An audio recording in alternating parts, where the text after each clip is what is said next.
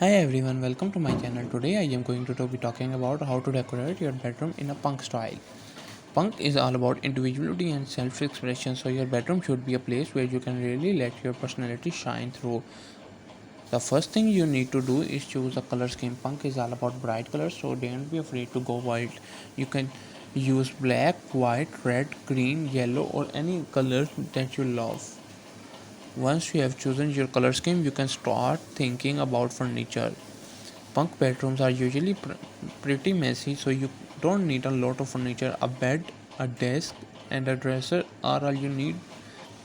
If you want to add some extra personality to your room, you can hang up posters, put up some band stickers, or even paint a mural on the wall. Accessories are a great way to add some punk flair to your bedroom.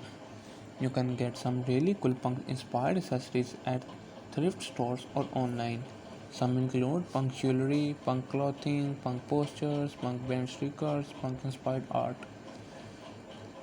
Once you have got the basics down, it's time to add the final touches. This is where you can really let your personality shine through. You can add some personal touches to your room.